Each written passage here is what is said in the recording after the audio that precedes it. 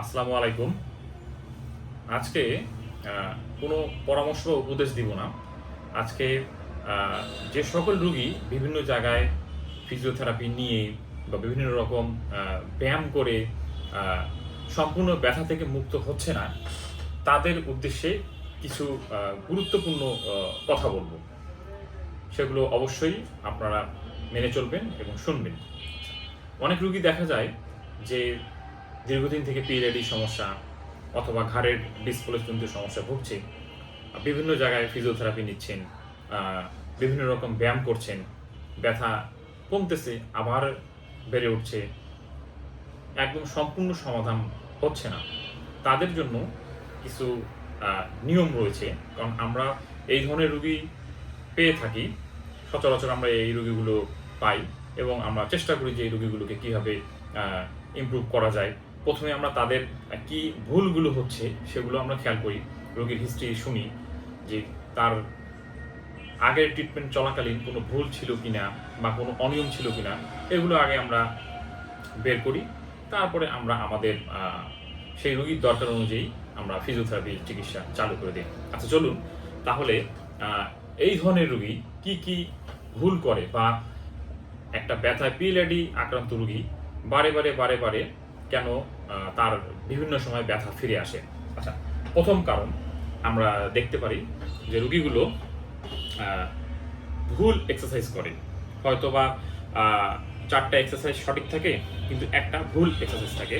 যার ফলে দেখা যায় যে রোগীর ব্যথাটা সম্পূর্ণ মুক্ত হয় না। আ কিছুটা কমে আসে, হয়তোবা ১০০ র মধ্যে দেখা যায় যে 60% কমে গেছে, কিন্তু বাকি 40% রয়ে যায়।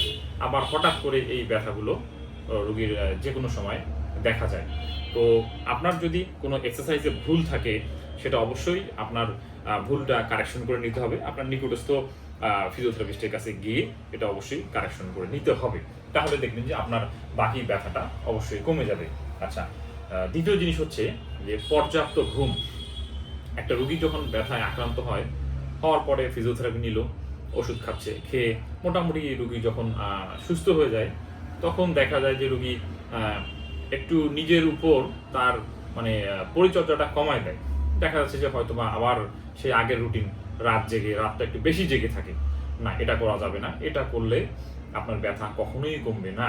বরঞ্চ ব্যথা আরো বেড়ে যাবে। ঘুম যত কম হবে, ব্যথা তত বেড়ে যাবে। ঘুম যত ভালো হবে, ব্যথা তত কমে আসবে। এটা একটা খুবই গুরুত্বপূর্ণ জিনিস। তো আপনার যদি ঘুমে কমতি থাকে, তাহলে আপনার পর্যাপ্ত ঘুমটা আপনাকে ঠিক করে নিতে হবে। আচ্ছা, ৩য় জিনিস আমরা দেখি যে ওজন। অনেক সময় আমরা কিছু রোগী পাই যাদের স্বাস্থ্য একটু ভালো থাকে।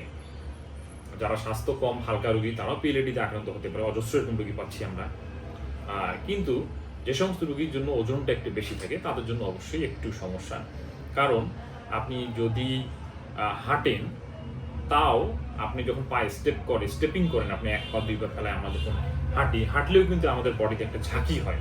তো দেখা যাবে যে আমরা বসে থাকলে যে চাপটা পড়ে, হাঁটলে তার থেকে দ্বিগুণ বা ৩ গুণ চাপ পড়তে পারে। আর তাতে যদি আপনার ওজন বেশি থাকে, তাহলে সেই চাপটা আরো অনেক গুণ বেড়ে যাবে। তো এইজন্য ধরেন যে একটা ফিজিওথেরাপি সেন্টারে বা একটা চেম্বারে আপনি যেয়ে আপনার ব্যথা কিছুটা কমে আসলো, কিন্তু তারপর আপনি আবার বাসায় যেয়ে ভুলে গেলেন আপনার ওজন কন্ট্রোল করার কথা। যদি ওজন কন্ট্রোল না করেন, তাহলে আপনার সেই ব্যথা আবার ফিরে আসবে। এজন্য আপনাকে অবশ্যই ব্যথা কমায় সাথে আপনাকে আপনার ওজন কমানোর জন্য আপনাকে অবশ্যই গুরুত্ব দিতে হবে। দরকার হলে আপনাকে নিউট্রিশনিস্টের পরামর্শ আপনাকে নিতে হবে। আচ্ছা, এরপর একটা খুবই যেই গুরুত্বপূর্ণ বিষয়, সেটা হচ্ছে যে রোগীর ব্যথা বাড়ার মেইন কারণ আসলে রোগীর ভিতরেই থাকে।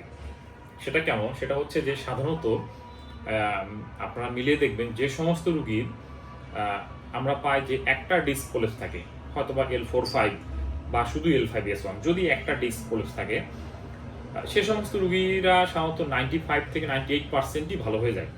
বেশিরভাগ ক্ষেত্রে তাদের বেসিক্যালি বিশেষ কোনো সমস্যা হয় না। কিছুদিন ফিজিওথেরাপি দিলে রোগীগুলো ভালো হয়ে যায়। কিন্তু যে সমস্ত রোগীর মাল্টিপল ডিস্ক প্রলেপস থাকে, ধরেন যে L3-4, L4-5, L5-S1, এই যে ৩ টা ডিস্ক প্রলেপস অথবা L1 2 L3 4 L5 S1 এরকম মানে একের অধিক আমরা আমাদের প্র্যাকটিসে দেখেছি যে সমস্ত রোগীর একের অধিক ডিস্ক প্রলেপস থাকে সে সমস্ত রোগীর আসলে একটু কষ্ট হয়। তাদেরকে অন্য রোগী থেকে নিয়মটা অনেক বেশি মানতে হয়, ফিজিওথেরাপিটা অন্য রোগী থেকে বেশি নিতে হয়, তাদেরকে ওষুধটাও একটু দীর্ঘদিন খেতে হয়, তাদেরকে নিয়মকানুনও একটু দীর্ঘদিন মানতে হয়। যদি এর ব্যত্যয় ঘটে না মানেন তাহলে আপনার ব্যথা কমাটা অনেক কঠিন হয়ে যাবে। আর মাল্টিপল ডিস্ক প্রলেপস রোগীদের অপারেশনের সাকসেস রেটটাও তুলনামূলকভাবে কম হয়ে যায়। তো এই জন্য আপনাকে যেটা করতে হবে, অবশ্যই আগে আপনার এমআরআইটা আপনাকে বুঝতে হবে বা রিপোর্টটা আপনাকে দেখতে হবে যে আপনার আসলে ডিস্ক প্রলেপস কয়টা আছে, বা আপনি আপনার চিকিৎসকের কাছেও জেনে নিতে পারেন যে আপনার ডিস্ক প্রলেপস কয়টা আছে। যদি দেখেন যে একটা, তাহলে এটা খুব সহজেই নির্মূল করা সম্ভব, খুবই সহজ এটা। কিন্তু যদি 2টা 3টা বা তার অধিক হয়ে যায় তখন কিন্তু এটা খুবই আমাদের জন্য খুব চ্যালেঞ্জিং হয়ে যায় যারা আমরা এগুলো নিয়ে কাজ করি। এবং আমরা এই রোগীগুলো অ্যাভেলেবেল পাই, প্রচুর পাই এই সমস্ত রোগী যে সহজে ব্যথা কমতেছে না, অনেক জায়গায় থেরাপি দিছে, অনেক জায়গায় চিকিৎসা করছে, করে তারপরে আমাদের কাছে আমরা পাই। তো আমরা আমাদের মতো চেষ্টা করি আমাদের নিজস্ব পদ্ধতিতে কীভাবে রোগীগুলোকে সুস্থ করা যায় আর কি। আলহামদুলিল্লাহ আমরা মোটামুটি ভালো আমাদের রেট। যাই হোক, তো আপনাকে দেখতে হবে যে আপনার ডিস্ক প্রলেপস কয়টা। যদি আপনার ডিস্ক প্রলেপস একের অধিক থাকে তাহলে অবশ্যই আপনার ব্যথাটা কমতে কিছুটা দিন সময় বেশি লাগবে এবং আপনাকে নিয়মটা বেশি মানতে হবে এবং অন্য থেকে আপনাকে একটু দীর্ঘদিন একটু ফিজিওথেরাপিটা নিতে হবে। যদি দীর্ঘদিন নিয়মকানুন মানেন, ফিজিওথেরাপি নেন, তাহলে আস্তে আস্তে আপনার পুনরায় যে সমস্যাগুলো হচ্ছিল সেগুলো আস্তে আস্তে কমে যাবে ইনশাল্লাহ।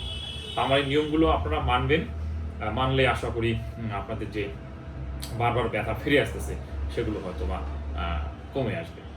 ধন্যবাদ।